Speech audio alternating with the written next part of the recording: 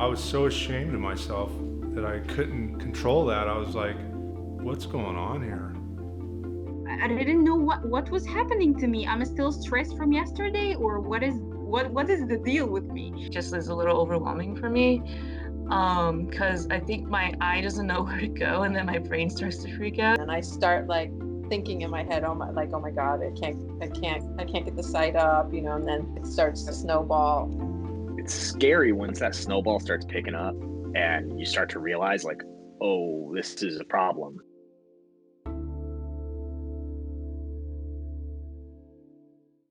There's something magical about releasing an arrow and seeing it fly through the air.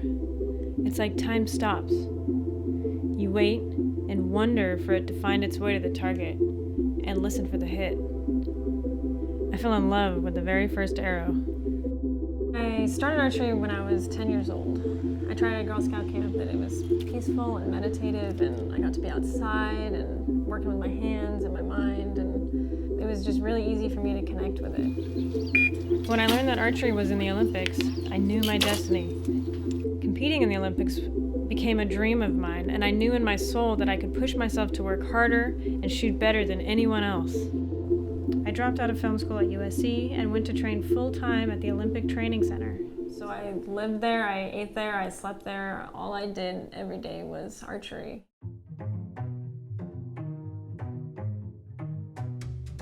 I made the World Championships team. My scores went up, my ranking went up, everything was making sense, and I saw my efforts pay off in tangible results.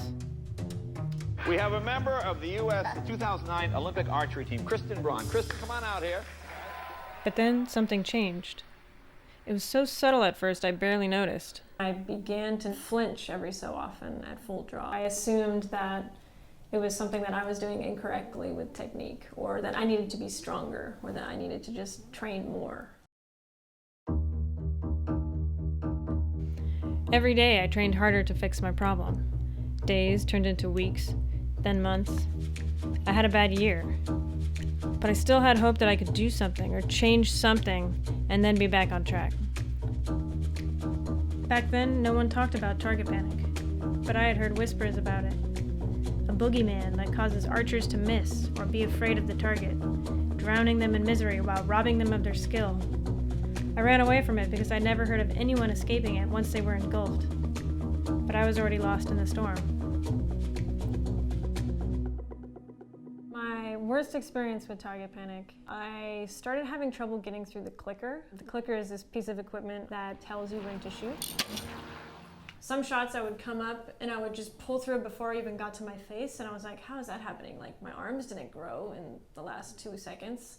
And then other times where I'd be sitting at full draw and I'd be expanding and trying to expand through the clicker, and I couldn't get there. So it was embarrassing and confusing, and I felt like I didn't know why it was happening, and I felt like, okay, you know what? I'm just gonna draw my bow back without an arrow in it just to get the feeling of what being at full draw comfortably feels like. So I take a deep breath and I draw my bow back without an arrow, and I couldn't hold on to the string. So without an arrow in it, just bam, let go of the string. It's a really horrible sound, and all the eyes in the room went on me. And at that point, it was like, I was done. I remember my teammate Nick having similar issues that were never discussed. How's it going, bud? Good. For me, the situation was that I'd get to here and I couldn't draw back to my face. It would just come here and just shake. I'd have to like draw it down, and I'm like, what is going on here? Like, it doesn't even make sense. I have all the strength. I have all the ability. I know the technique. I've shot it a million times, and now I can't even do it. For me, being at the training center, I almost had this additional feeling of like guilt that like I have all this opportunity to train and to shoot well, and like this is all I have to do, and yet I can't do it. What the hell is wrong with me? It sucks to be in that boat. I mean, that happened to me. I lost all my funding. I can't even fathom what it would be like to have millions of dollars on the line.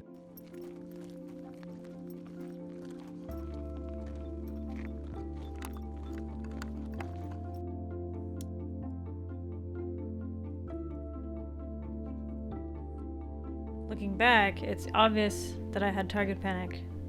As the Olympics approached, it got worse and worse. I fought as hard as I could in the year leading up to the US Olympic trials, but I missed the team by 2 spots.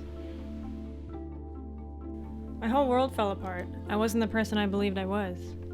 The season was over, as was my chance at the Olympics.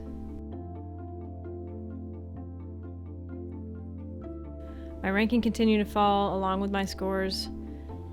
I lost my identity, my income, my faith in myself, and before long I lost the only thing I had left, my love for shooting. Oh, smoked it.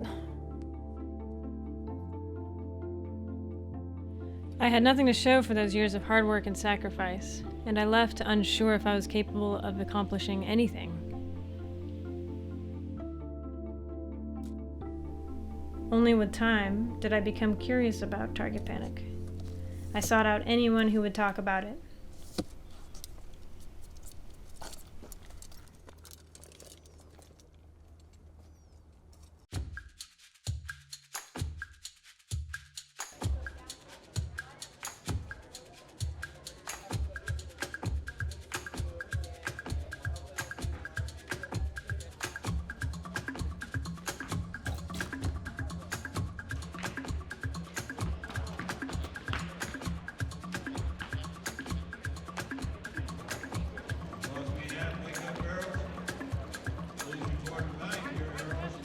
I was a member of a World Championships team in 2009. I'm trying to look into target panic. Target panic is horrible. Absolutely horrible. Target panic? Yeah. Oh my gosh, it's the devil. Target panic was the worst. People think if they talk about it, they'll get it again. I wouldn't wish it on my worst enemy. It's debilitating. I consider myself a pretty smart guy, and to see me mentally break down, like, wow. And then you see it in other people, and you just feel pity and just want to give them a hug and go, it's going to be okay. Real target panic is when you cannot aim at the target. You can either freeze off to the side, you freeze down below, up high, and then you jerk it. You can't let go. You can aim right at the spot, but you can't let go. I think everybody struggles with it at some point in their career. It frustrated me to the point where I would break down, and there were times I wanted to quit. Because you're like, how can I get past this? How can I get past this? I know I'm good at this, but why am I doing this?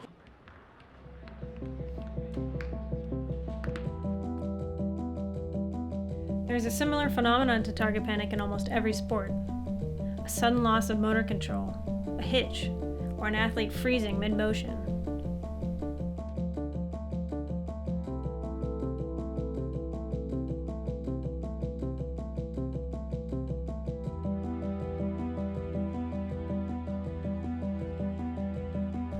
Based on my own experience, it starts when dozens of unhelpful psychological factors are ingested and ingrained, building layer upon layer, until finally there's a physical manifestation. You can see the physical effects, the flinching, the tremors, the inability to aim at the target. You try and try and try to fix the physical symptoms, but really the cause is buried under invisible layers of misunderstanding, shame, guilt, and fear of failure. Stress about these new symptoms creates more anxiety surrounding the problem, which leads to even more symptoms in a vicious cycle.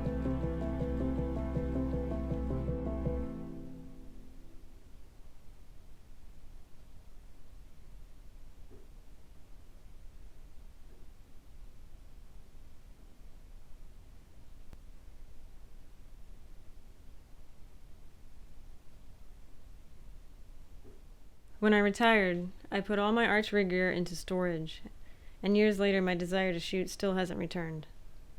As painful as it was, I decided to sell everything. I had attached my identity to my performance, and while I had always known there was a possibility I wouldn't make the Olympic team, I never expected to be driven away from the sport by something that is barely understood. My hope is that by talking about target panic, we can gain a more compassionate understanding of the fragile connection between our minds and our bodies.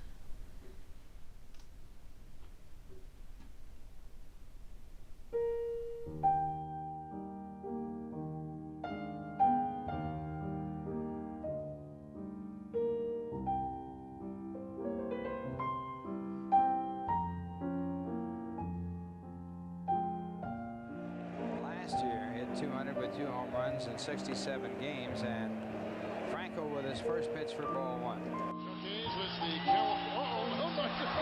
That's one of those you don't even want to watch. I don't even want to watch. Look at this. I mean,